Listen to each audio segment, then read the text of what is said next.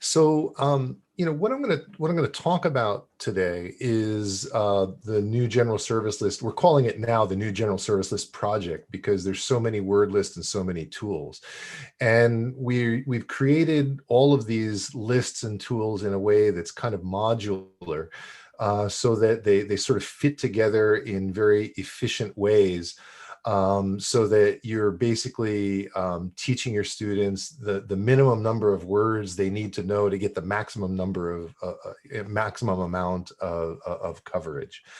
And I'll get a lot of territory to cover. We'll see how much of it we can cover in an hour.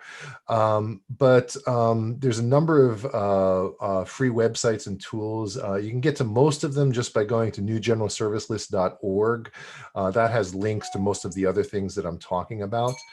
Let me see, that didn't, hold on a second. I want to go to the next slide. There we go. Okay, so the question of why I've spent so many years focusing on vocabulary is maybe a little bit relevant to this.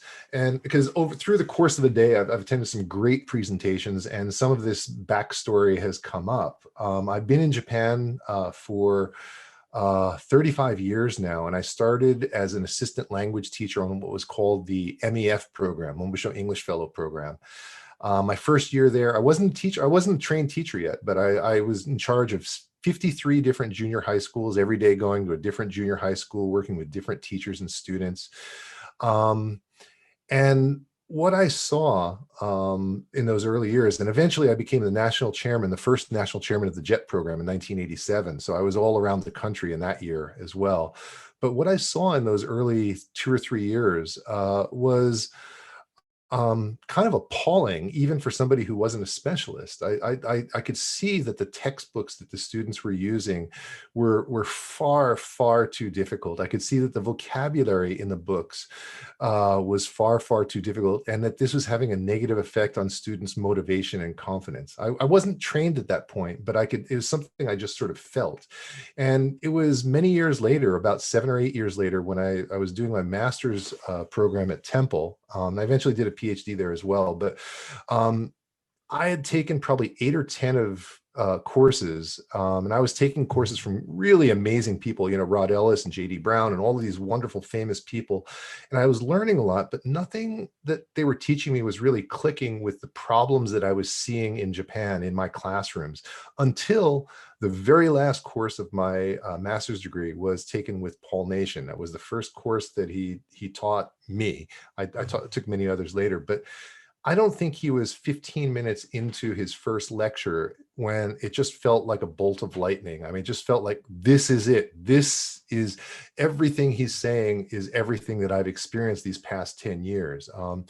And, what really I remember, and this is back around 1990, I guess, I remember like he was, the thing that really blew me away was the numbers part of vocabulary, how few words were needed for amazing amounts of coverage. And I realized that this is something that I had to learn more about and try to apply to teaching situations in Japan. And so I'll talk much more about what those applications were. But in addition to my work in vocabulary, I've spent many, many years working in the area of online learning. And online learning actually is a very frustrating area to work in Japan. Pre-COVID, but since COVID, we can see this dramatic shift to almost 100% of our classes suddenly going from being face-to-face to 100% being online.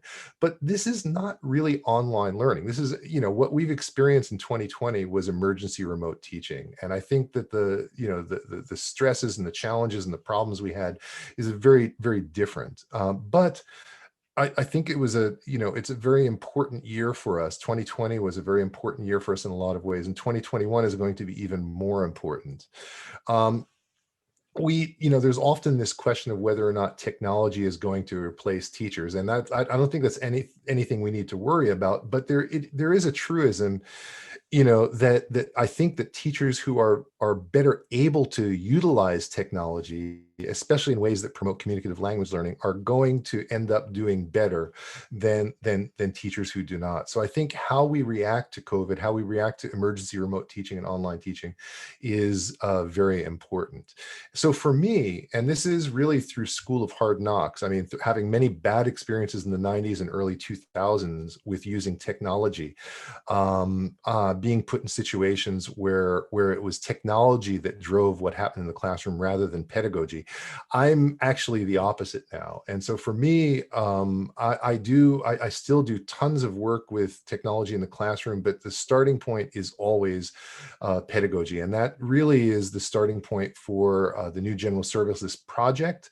We have a bunch of corpus-based word lists, and that's all sort of paper-based, but the applications a lot of them are online, and every one of them is based on what I think is good pedagogy. So hopefully there'll be some tools there that can help you.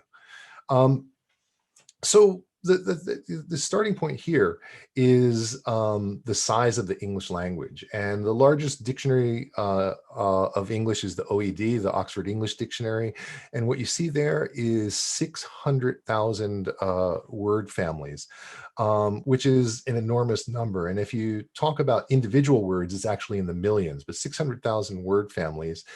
It's an amazing number of words, but what we can see is that not all words are created equally, that some words occur far more frequently in the English language than others. And in fact, most native speakers of English who are college-educated native speakers only know about 5% of the English language, somewhere between 25 and 30,000 words. So that means about 95% of the language second language learners don't really need to be concerned with. Most of them, their target is native speaker level, and that's only 25 to 30,000 words.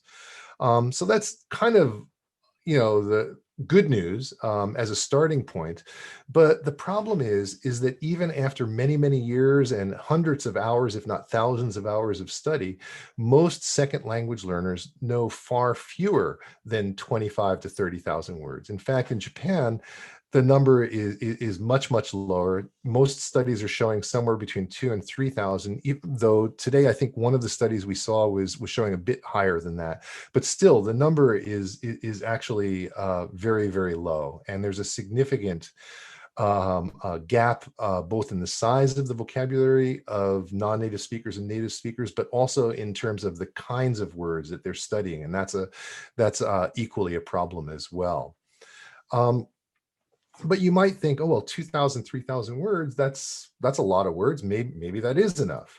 Well, let's take a look, because there's a lot of research on coverage. And I think, you might have seen some of these. I heard some of them referred to earlier presentations, but if you know the first 1,000 most frequent words of the English language, you're going to get about 75% coverage of the words on a typical page of text in the English language. And so what you have here right now, this is a text, a college text on the topic of forestry. And what you're seeing is the words that you see are the 1,000 most frequent words of the English language, and the words that you don't see, the 15 missing words, are lower frequency words. And the question is 75% coverage, that's 75% of the words right there. 25% are blank, 75% you can see. Is 75% enough to be able to read easily, or to read and comprehend, or to read and guess from context? And I think by looking at this and trying to figure out the missing words, you'll probably agree that 75% is not enough, right? Very difficult. Let's look at 85%. If you go up to 2,000, which is about the size of a typical Japanese university student, at 2,000 word level, the coverage goes up from 75% to about 85%. Instead of 15 missing words, we now have 9 missing words. The yellow words are the ones that are added if you go from a vocabulary size of 1,000 to 2,000. But even with 85% coverage, you can see there's still enough missing words that reading is not easy. Reading is still quite challenging. So even 85% coverage is not enough. But if we go up to about 5,000 word coverage, 5,000 word vocabulary size, what you can see is that the text looks a lot different. At 5,000 words, in this particular text, there's only one missing word, and you're getting 95, 96% coverage. And if you happen to know every word on the page except for one, at this level, you can read and guess from context. At this level, you can read and comprehend. As a matter of fact, at this level, you don't even have to guess the meaning of that unknown word. You'll still be able to read and understand enough. So the research on vocabulary thresholds is that at below 80%, reading comprehension is basically next to impossible. The minimal level for comprehension is 90%. At 90%, about half of your students will be able to read and guess from context, but about half of your students will still be struggling. At 95%, that's the level where almost everybody is going to be able to read and guess from context without the help of dictionaries. But you really need to get up to 97 or 98% to be able to read for pleasure.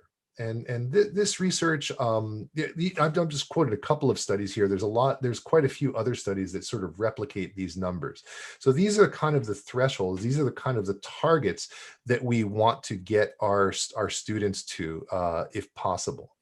So, basically that's what the new General Services project is about. What we're trying to do is to use the principles of corpus linguistics and to create short lists of words that give students the maximal amount of coverage possible, and hopefully get them to as close to this over 90% coverage level that's so important for them to be able to understand.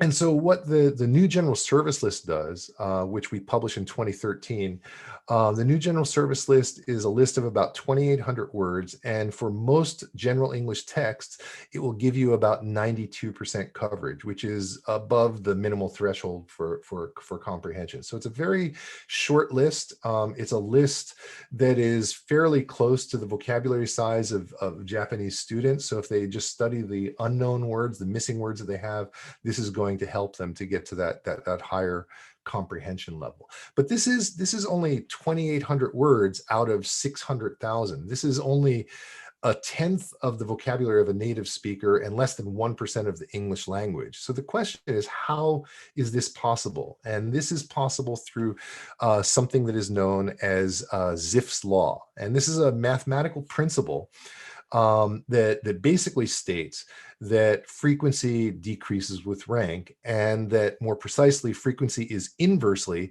proportional to rank. Everybody got that? I didn't. I mean, just, even reading it right in front of me, and I've read it 100 times, just reading it in text, it doesn't make sense. I'm a linguist. I'm not a mathematician. So it's not automatically understandable, but I can show you more visually what it means. Basically, what Zipf's law states is that certain words, the highest frequency words in the English language, are just incredibly frequent, and the low frequency words are almost non-existent. You almost never meet them. So if you take the most frequent word in the English language for written English, it's the word the. I've just used it about 5 or 6 times. The most frequent word in the English language is the word the, 4 times in one sentence. For most pages of text, you'll get 6 or 7% of the words on the page will be the word the.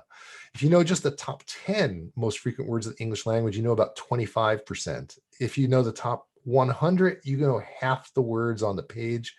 If you get to my list, 2,800 words, that gets you 92% coverage. And then you need about 8,000 to 9,000 words to get up to 98% coverage. And it is this chart, actually, this same chart is what Paul Nation showed me in 1990. And it just kind of blew my mind. I was like, wow, these are really important words. I've got to make sure my students know them. But seeing it in a chart is a little bit different than seeing it in graphic format. So what I've got here, the next slide is a graphic representation of the same phenomena. This is a 10 million word sample from the Cambridge English corpus, and that's what the new General Services is based on largely, is the Cambridge English corpus. And if you look at, just take a random 10 million word sample, from the Cambridge English corpus, and you track what are the first 2,000 most frequent words in that 10 million word sample, you can see the blue line, 83% of the words in that 10 million words are the same 2,000 words over and over again. So basically 8.3 million out of 10 million words are the first 2,000 words over and over again. If you learn the next 2,000 words, you get an extra 5% coverage. That brings you 88% coverage. The next the yellow ones is the next 2,000 words. I'll give you another 3%, and then 2%, and then 1%. If you were to draw like an imaginary line from the top of the blue block to the top of the green to the top of the yellow, that's the Zipfian curve. That's the Zipfian curve. So the high frequency words are really high, and then the drop off is incredible just after the second 2,000 and so on. So the question is, if you're studying English or if you're teaching English, and you have to choose vocabulary words to teach your students, do you want to teach the yellow words or the purple words? Of course not. You want to teach the blue words because those are the words that they'll meet everywhere.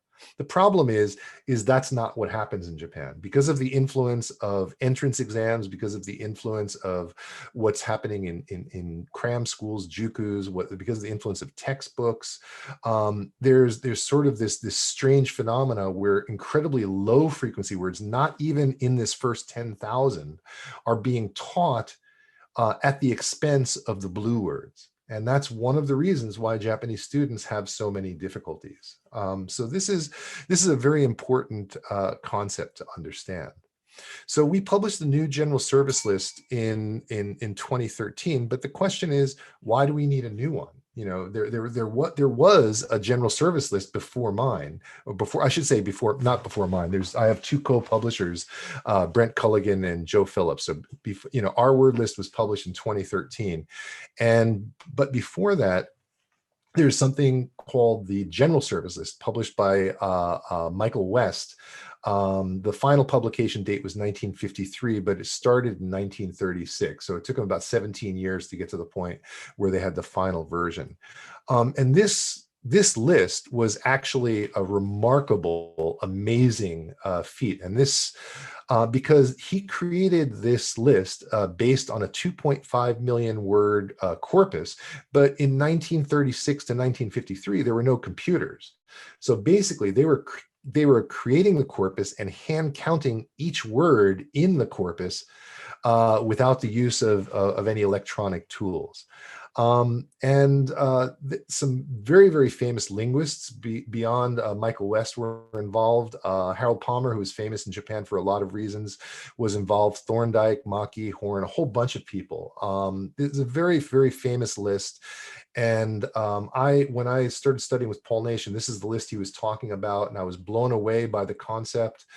And I immediately started using it with my students. I immediately started teaching this list to my students. And as good of an idea as it was, and I think that the theoretical principles are great, but the problem is that the list was a little bit dated. I could, as I got it in the classroom and got it in front of my students, I could see a number of problems. And so for the new General Service List project, for this first list that we created, the main goals, I'm not going to go through them all in detail, but are these first two, the parts in red.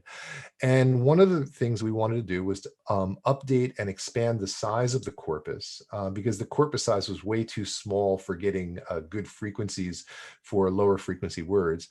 And the second was really to see if we could do any better. They were only getting about 80% coverage for 2,000 words, and we wanted to see if we could get a higher coverage with fewer words. And that was really our goal. So as I said, as I got the list into the classroom, I noticed that especially in the second 1,000 words of the old GSL, there were a lot of words that seemed a bit dated to me. Remember, the old GSL and the new GSL are both, the main purpose is to be a list of the most important, the highest frequency words of need for second language learners in their daily life. So when you look at words like plow, mill, spade, cultivator, Currently, at least in Tokyo, where I'm from, these are not words that come up a lot in texts or in their daily life. But 150 years ago, yes, so because most of the texts were pre-1900s for the old GSL. It was first published in 1936, but the texts are mostly 1800s, right? Sea travel words, sailor, oar, vessel, merchant. Religion words, kingdom, God, devil, mercy. Telegraph, chimney, coal, gaiety, shilling. These are words that just did not have as much relevance to my students, and I realized that we needed to update the list, and so that's what we did. We were able to get full access to the Cambridge English course, which at the time when we were working with it in 2013 was about 2 billion words in size. I think it's quite a bit larger now. And of those 2 billion words, we took our starting point was taking about half of that. We took about 1.2 billion. And we took all of the sections that we thought might be of use for second language learners. And there's the breakdown right there. But immediately, once we started working on it and getting our hands dirty working with the Cambridge English corpus, we came across what I like to call the problem of Whippy-Wygo. And Whippy-Wygo is, that's a theoretical corpus computer. And on the left, you see all the books going in, and on the right, you see all of the lists coming out. And Whippy-Wygo is the problem of what you put in is what you get out. And so the problem we had was that the corpus size was actually too big, and there was a lot of garbage going in on the left side. So we realized that the newspaper subsection was way too large and was dominating the frequencies. We realized there was too much of a bias towards financial terms. And we also realized that we wanted to remove the academic subcorpus so that we could create a separate academic word list. And so in the end, we chose a much smaller corpus of only 273 million words and much more balanced, where the differential size between the smallest part is 11 million for TV and 38 million for learner is much more, that's within the realm of what statistical adjustments can handle. We then had to clean it up, remove proper nouns. We moved things like numbers, days of the week to an appendix. And then we did some cleaning up through statistical procedures. And then we were meeting with people like Paul Nation and others to sort of get sort of qualitative feedback on the list to make not only quantitative adjustments, but make qualitative adjustments. And Paul was very helpful in the early stages in helping to steer us in the right direction. So that's the new general service list. But the question is, if you master these core words, these core, about 3,000 words, those are the high frequency words, what's step number 2? If that's step number 1, a lot of what Paul talks about in recent years is the importance of developing mid-level frequency, mid-level knowledge of mid-level frequency words. And that's the words that occur between 3,000 and 9,000. And there's definitely an argument for studying these words. But if it takes Japanese students 12 years to 14 years of systematic English study to get only 3,000 words, that means 20 to 25 years to get to the 9,000 word level. So it's not actually a realistic goal to make fast progress. It's something that I think mid-frequency vocabulary is very important and something we should do when we don't have special purpose vocabulary lists to study. But, basically what we're trying to do is to create shortcuts for a wide range of genres. So rather than just mid-frequency vocabulary, when students do have a specific purpose, we created a series of other word lists that might be of use to them. The NAWL is academic English, the TSL is TOEIC English, the BSL is business English, and the FEL is fitness English. And each of these lists is very, very short, usually somewhere between 600 and 1,600 words, and usually bringing the coverage to a very high level, much more than you would if you studied all the mid-level words.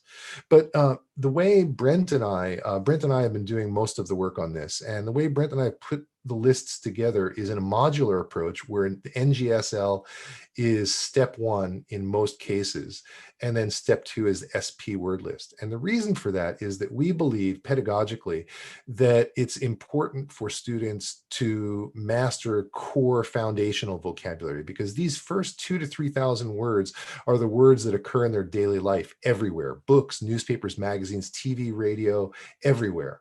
So I think it's not really that useful to study only academic English or only engineering English or only nursing English, because you end up learning just only a narrow area and not being able to function in the real world. The exceptions to this rule are our children's English word list and our spoken English word list, but I'll get to that a little bit later. So the way we've got it set up, the yellow list, you can see on the left, we consider that the 2,800 words of the NGSL to be the core daily vocabulary. And you can see on the right, that's always a step 1 for people who are trying to develop their vocabulary systematically. So the idea is to learn those 2,800 words to get a good knowledge of general English, but then step 2 would be to move on and where appropriate, to learn a special purpose ESP, English for Specific Purpose word list that is related to your specific goal. So we've created, as I said, so far 4 additional ESP word lists. The first one I just want to briefly, and I'm going to quickly introduce these because there's other things I want to introduce to you, is the new academic word list. And we published that simultaneously with the NGSL also in 2013. And the reason we created the new academic word list is not because we thought that Avril Coxhead's AWL was not a good list. We think it's a great list, but her AWL was designed to fit with the old GSL. And so when we created a new general service list, her list didn't fit exactly with ours. And our approach is about efficiency. So we needed something that fit perfectly with the new general service list. And so we had access to the Cambridge English Corpus academic subsection, and that was a good chunk of it. And we came up with a 283 million word academic corpus. And what you can see is that the new general service list coverage actually drops from 92% down to 86% for academic English, but that learning the 960 academic words brings it right back up to about 92%.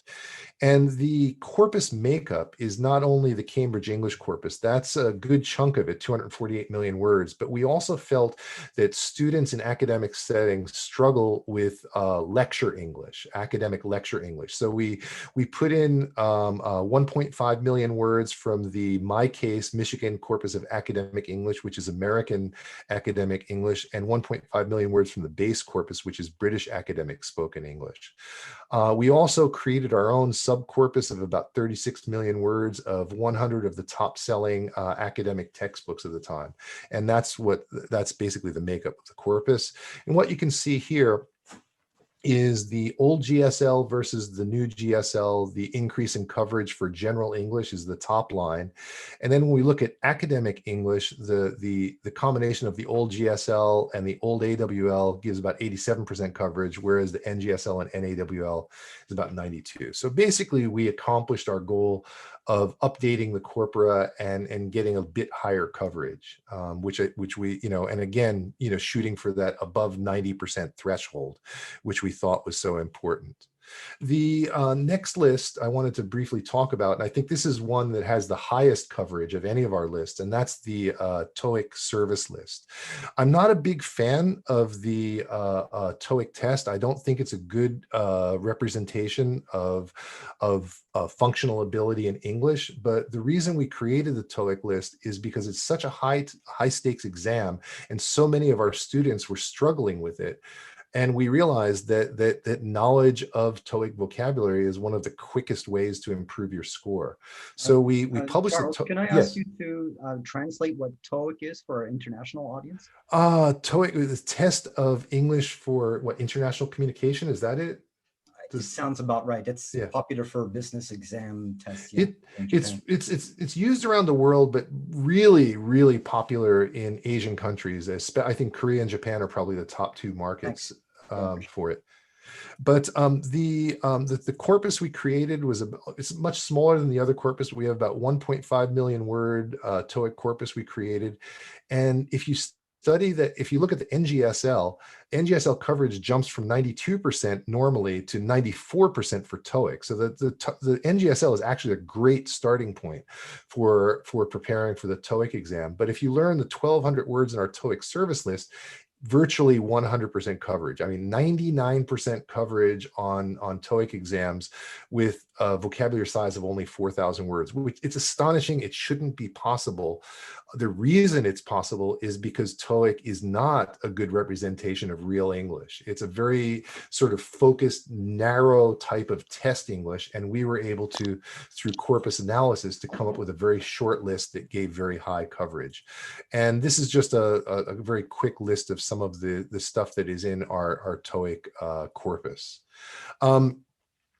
We also, the same year that we published the TOEIC list, we published the Business Service List, the BSL. And the reason for publishing the BSL at the same time as the TOEIC list is because TOEIC is supposed to be a test of business English, but we don't believe it is. We don't believe that it really prepares students for utilizing business English in real business settings. So we actually wanted to publish one list for test preparation and another list that would help people in the real world to prepare for working at foreign companies, for understanding texts and so on in business English. So we created a 64 million word corpus of general business English and 1,700 word list. And if you learn that in conjunction with NGSL, you get about 97% coverage for most general business English texts.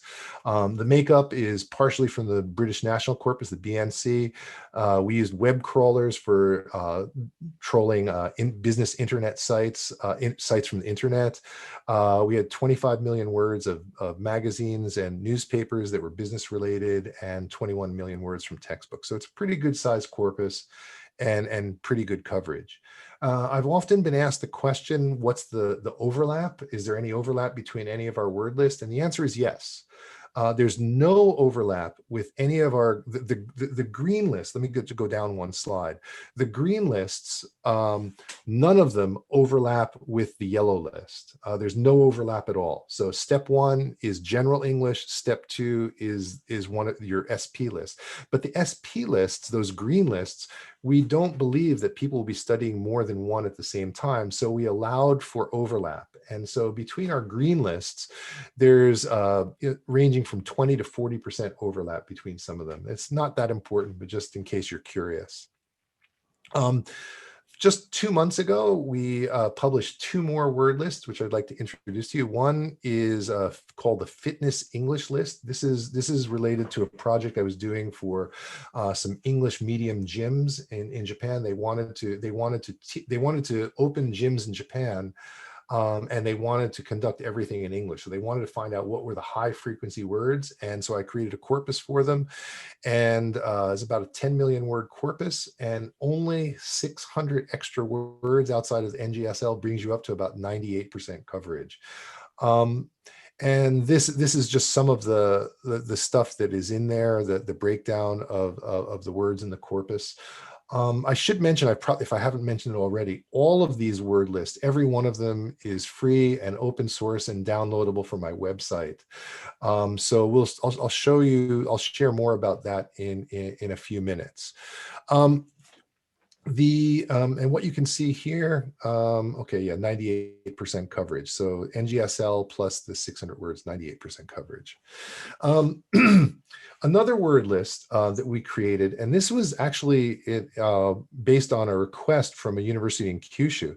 They saw the NGSL project and they said, this is really great, but at our university, we teach spoken English. We want to develop their ability in spoken English. And we noticed that inside your NGSL corpus, you have 3 subcorpora that are related to spoken English. Do you think you could do a reanalysis of those 3 subsections and give us the frequencies? I was like, yeah, this is great. This is meeting another pedagogic need. So we did the reanalysis, and the results were actually kind of startling.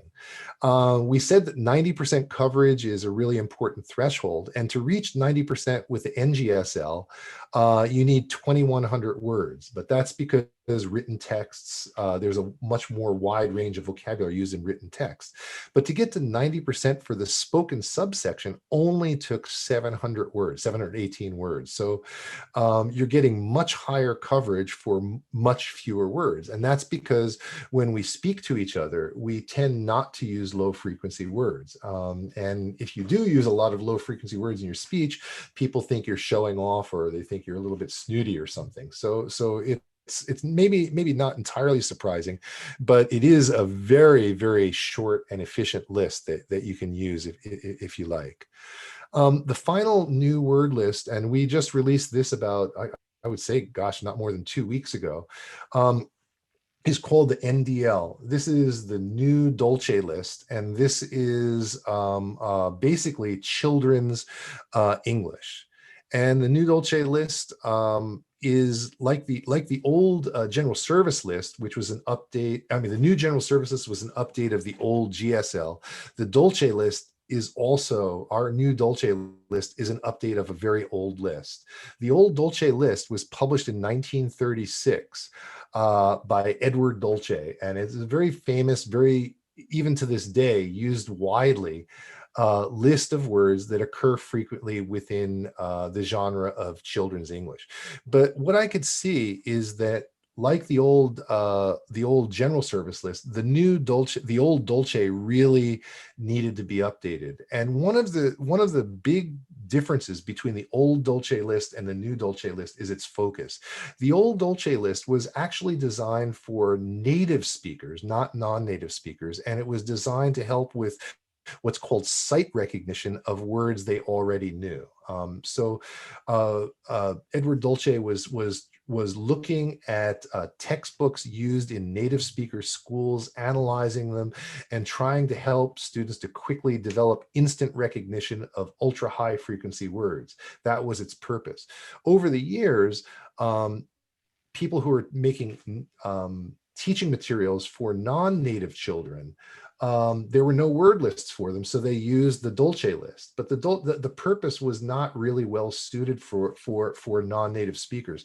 So our new Dolch List is really focused on the needs of non-native children, and to help them to build a basic understanding of the words they're most likely to encounter in EFL contexts. So, you know, that was the purpose of the new General Service List as well. But we created a 2.5 million word corpus, which includes a huge number of children's graded readers, which most children have to deal with in their learning experience. The Ministry of Education here in Japan has now mandated the study of English in elementary schools, and so we included the textbooks from elementary and middle schools, picture books like Cat in a Hat, those kind of things. There's a good chunk of those in there. EFL textbooks are widely used in school systems around here, so those are in there. And we also realized that children today are much more likely to be exposed to English through TV and YouTube videos. So we started doing an analysis of what were the top children's YouTube channels, and that became a part of our corpus as well. And what we got here was incredibly high coverage, 50% coverage of the corpus with only 120 words. So as a really, the function words are the sight words. That's what Dolch calls sight words. And only 128 function words is providing 50% coverage. The old Dolch List, if you include the noun list, was 315 words in total, and offered what they stated was 70% coverage, though there's not really empirical studies to prove that. But we're, with the same 315 words, our 315 most frequent words is actually giving 78% coverage. But as we've talked about, 78% is not enough. We really need to get students to at least 90%.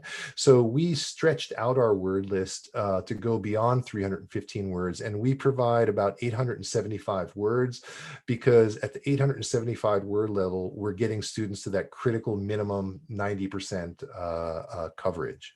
Okay, so that's the really quick introduction to why high frequency vocabulary is important and what the word lists are.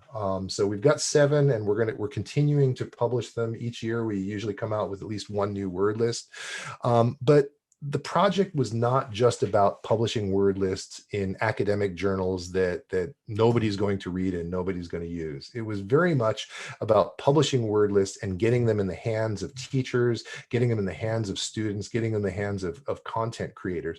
So in addition to publishing these word lists, what we've been doing from day one is we created a website called newgeneralservicelist.org, and then from that website, we've been trying to create and gather a wide range of free resources. So from this website, you can download all of our word lists. You can download all, we've tried to create definitions, because just word list alone is not enough. You need definitions. So we have created definitions in easy English and easy Japanese for most of our words, for most of our word lists. And there's a list of published research articles there as well. You can download on the left-hand side menu. You'll see you can just click on tons of stuff. There's lists. The word lists are downloadable as head word lists. You can download. We use what's called a modified lexeme, but you can so basically lemmatized format. You can use that. As I said, definitions in easy English. This is the latest resource for those of you who have heard me talk before. You probably haven't heard me talk about this. This is the latest resource we've created, which is an interactive NGSL glossary that contains in-context video concordancing. It's a kind of a functionality that I introduced to English Central many years ago when I was working with them. But we found a resource called Youglish, which is wonderful. And we thought this would be a really nice free resource to add to the NGSL. And this kind of ties into what Vivian was talking about this morning in terms of the importance of the concept of novelty and repetition. So I believe that students need to be exposed to words in multiple contexts, not just one context. And the brain tends to work out the missing information when you're given those multiple contexts. And this kind of does that. Let me see if I can, I'm going to stop sharing the PowerPoint for a moment and see if I can go and show you an example of how this works. Let me go to share screen again. Give me just a moment. I need to share sound as well. Let me see if we go to basic. Let's see if I think we're going to be able to do this. Let's see, NGSL dictionary. Okay. All right. So can you now see the NGSL glossary? This is the link. This is the link to the glossary. So I just put some screenshots to show you what it looks like when you click on it. But on the top here, you can, on the website, when you come to this, there's a on the left hand side, you can see I'm going to NGSL tools, and there's a whole bunch of different free tools that we've developed and we've put up there. The one on the bottom is highlighted called NGSL Glossary.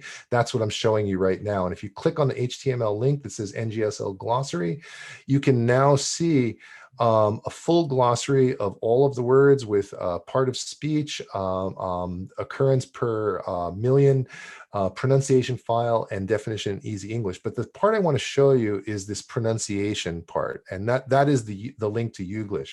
So for example, let's take the word achievement. And if you click on achievement, you will now, okay, accept. Child is associated with lower achievement later in school, reduced earnings in adulthood. To achieve. We're in an achievement-oriented society, which tells us that we evaluate. To deeply value my human right to be imperfect, no matter who we are or what stage of achievement we are at. The result of a grand achievement. Now, what you're seeing, these are just randomly pulled together. And what you can see at the top, it now says 4 out of 11,269. That means this database has 11,000 examples of the word achievement being used in different contexts. And what I've found is that if you just over a period of maybe 1 minute, just let this run and let the students, after you've introduced the word achievement and the definition, rather than just have them memorize the definition alone, introduce them to the word occurring in multiple authentic contexts. It's amazing. You can hear the oohs and the ahs and the students who just sort of suddenly get it.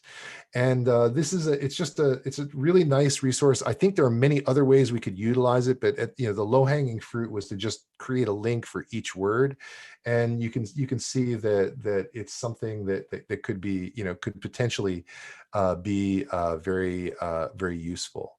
So I think we've created that for the NGSL and for the new Dolch List. Okay, let me go back to my screen. We have about 13 minutes left. Is that correct? Let's see. Let me share. Okay, so that's the latest resource we've created. The new General Service List project also has tons of other things. I'm not going to be able to introduce all of them or to introduce them in depth, but there's learning applications, placement exams, assessment tools, research tools, text analysis tools. And one of the things that you really need to be able to utilize a word list in a program systematically is that you need a good placement tool and a good assessment tool. You need to, because the new General Service is 2,800 words, but you have to realize, you have to understand that your students will know maybe 2/3 of those words. So you don't want to waste their time studying words they already know. You want to figure out what the 1/3 of the words are that they don't know, and then get them studying those words. So we've created 2 tests so far. One's called the New General Service List test, the NGSLT, and one's called the NAWLT.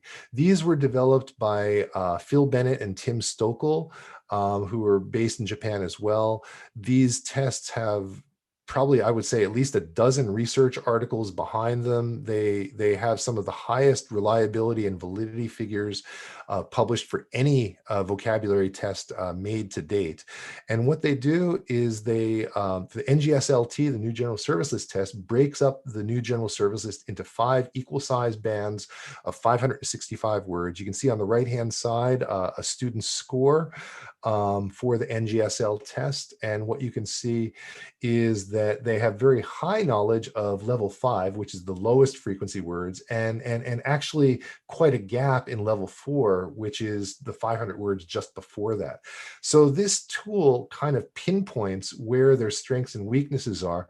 And what we've done is, in addition to creating this, Tim and Phil creating this test, is we simultaneously created word stacks on the flashcard program Quizlet, and also in my online apps in 565 word bands, so that students can go to the band where they're the weakest and immediately begin to study.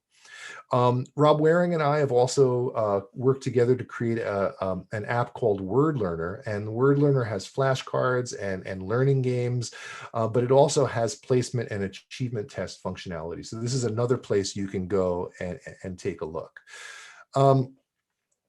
As I said, we've created a number of learning tools, and we've also utilized other tools that are already out there.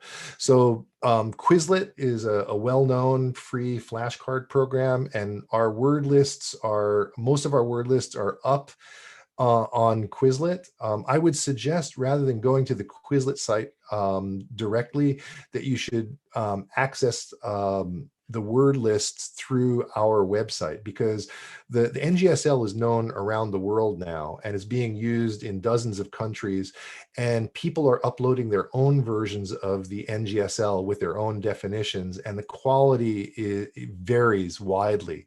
So as a starting point anyway, I would suggest going to our website, and we have direct links to the stacks that we've created. So we have the NGSL in 565 word stacks. So bands, 565 word frequency bands. But then for people who want more granular approach, we've also done it in 100 word bands and 50 word bands. So just go to our website and you can get there. Another free flashcard. Before I go on to talk about Memrise, Memrise is the other one. So NGSL is on Memrise as well, and it's a great program that allows students to customize their own flashcards and add pictures and other things. And that's why we've got it on Memrise. But the other thing I want to say about Quizlet is that it's really wonderful because it's not just flashcards. There's 5 or 6 different learning activities, including 2 games. And so it helps students to deal with multiple aspects of word knowledge, and it also helps with their motivation because it's not just flashcards. So a very good program. We've also tried to put up stacks for Kahoot, which is a nice online quiz software. So you can get links to that as well. I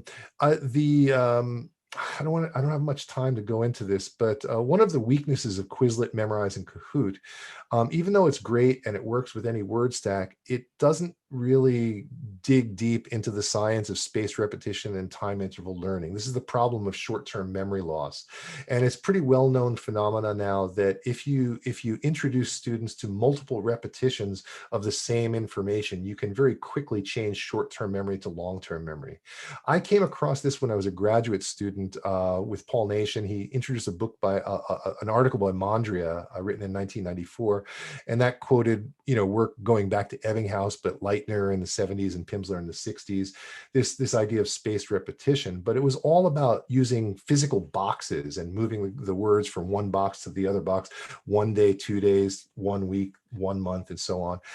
But 1990s is when computers were starting to get popular, and I realized that I might be able to sort of automatize this approach. And so that's when I started developing apps. And so the first app I ever developed was called GSL Builder, because I hadn't made the NGSL yet. So I've got apps for the old general service list and the old academic word list, but also the new general service list. And what this does is it lets students choose the words they don't know and then get spaced repetition at 1 day, 3 days, 1 week, and 1 month level. So it automatically takes care of all of that. And we've got those apps for, as I said, the old GSL, the old AWL, the new GSL, and the new AWL in English and Japanese. So those are about 16 apps altogether. But I realized it was just taking too much time and costing too much money to build all of these apps. And so when I started working together with Rob Waring, we decided to make just a single app that covered all of the word lists. And we created one called Word Learner. And this one, in addition to having all of my word lists, also has a 90,000 word learner dictionary, an LMS, a learner management system, and as I said, vocabulary tests and so on, and interface in about a dozen languages now. So that might be another one to look at. If you are looking for materials and you have a budget, a number of publishers, Abex, English Central is an online software, in Cambridge, they're all many publishers are using my word lists now. So you can, if you do a search, you can probably find them that way too. There's also a good number of analytical tools. I'm a firm believer in extensive and graded reading. So one of the first analytical tools that we created is called OGTE. This is another tool that Rob Waring and I worked together to develop. And what this does is it analyzes the difficulty of a text for your students so you can assess whether or not that text is too difficult for them or not. So if you want to find a text at their 90% level, if you're teaching the NGSL, this tool will help you to find out if the text is appropriate or not. And if it's too difficult, you can actually simplify the text using this tool. And it works not just with my word lists. All of my word lists are there, but there's the Cambridge word list, the Zipf word list, Oxford, and the original GSL and AWL is there as well. And how it works, you have a little box that you copy and paste the text into. On the left-hand side, you select the word list you want to use. The pull-down menu right next to that, you select how much of that list you want to use, what frequency band you want to use, and then you copy and paste the text into it. Here I've got Harry Potter, and what we can see is that Harry Potter Book 1, if the students know the new general service list, they get about 94% coverage for Harry Potter. So this tool kind of lets you know whether or not a text is appropriate or not based on their vocabulary knowledge. This is the same tool looking at a text This is a sort of a CNN text on politics. And I used the new general service list plus the business service list, and we're seeing about 95% coverage for a political article. But if you go and look at a pure business article, here's a website called Entrepreneur, we're way up around 97% coverage. So the lists are giving pretty good coverage. Okay, let me see if I can go down. Vocab Profile is a fantastic tool that was developed by a good friend, Tom Cobb, and that's actually where we got the idea to come up with our tool. It's a sort of an updated version of Vocab Profile. Vocab Profile does the same exact thing, and there's many word lists there, including our word list. You can see I've just copied and pasted Harry Potter in there. The only weak point of Vocab Profile is it doesn't automatically remove the proper nouns. You have to do that by yourself. But all you have to do is double click on the proper nouns and then reanalyze, and then you'll get up to that 93% coverage. Antword Profiler, another good friend, Lawrence Anthony. It's very similar to Vocab Profile and our own OGTE tool. It's another free tool, and he has many other free tools, but you can utilize our word list on his tool as well. We're just to the point of, let's see, about 2 minutes, 2 minutes out. I wanted to talk about research, but I think I'm just going to sort of we're not going to be able to get to much of that because we're almost out of time, but I just want to point out high-level findings of just a few recent studies. The TOEIC Service List was recently, I mean, not the TOEIC services, the TOEIC test was recently updated and changed about 2 years ago. And we wanted to make sure that our TOEIC service list was providing adequate coverage for the new version of the TOEIC exam. So we created a corpus based on the 8 publicly available versions of the TOEIC test that's sold by ETS, English Testing Services, who created the TOEIC. And what we found is the 8 official practice tests, if you know the TOEIC service list and NGSL, you're getting 98.5% coverage. So basically the TOEIC service list is still relevant even after the recent changes in TOEIC. There's an article last year published by McDonald that looked at coverage of the new general service list for the National Center exam. And what he found was that,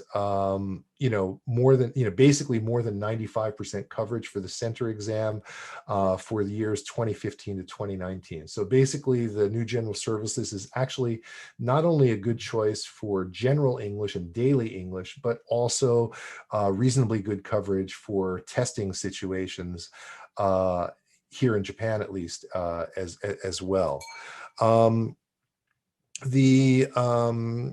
Another article by Iwamoto and Kramer, just published in the Language Teacher last year, found similar results, 98% coverage for the senior high school entrance exam.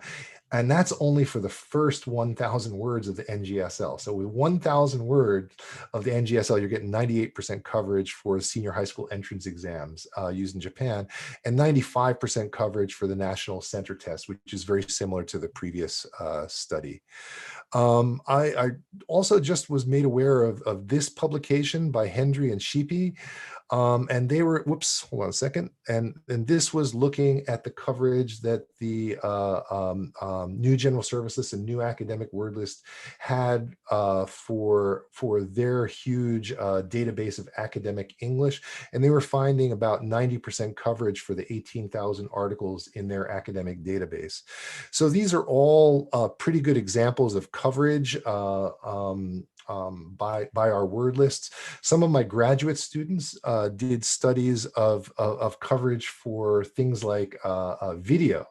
And I asked them to all choose authentic video that they were interested in. This was based on sort of trying to replicate the results from a study that Norbert Schmidt, Tom Cobb, Marlies Horst, and Diane Schmidt did, where they claimed that we should be able to get 95% coverage for listening materials with only 3,000 words. And that was a theoretical claim. And I asked my graduate students to see if my AI word lists could actually do that in real life. And so they used these tools that I've just introduced to you.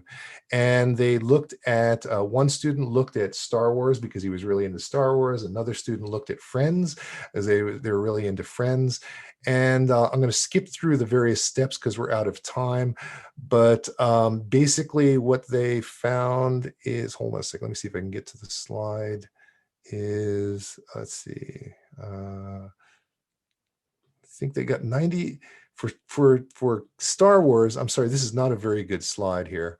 But basically we got 94% coverage for 2,874 words. So that's pretty good considering Star Wars is a specific genre, you know, science fiction.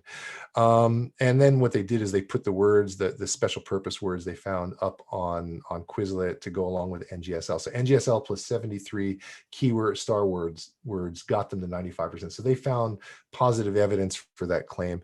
The same thing for Friends. Friends was even more interesting because Friends is more general English, but what they found for season 1 of Friends, about 63,000 words, 4,000 different words. And what they found is 95% coverage by the new general service list. And if you add just 40 more keywords, you got up to about 98% coverage. So, you know, basically, and I'm just gonna, you know, I'll just come to the last slide here and stop here for now.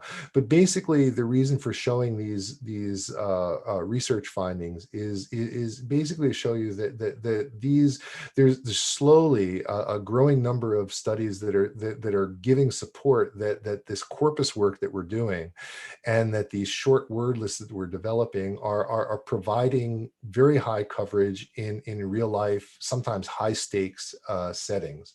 So as I said, all of the word lists, all of the tools are open source and free.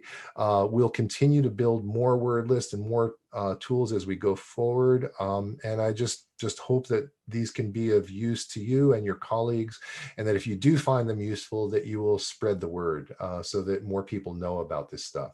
Thank you very much.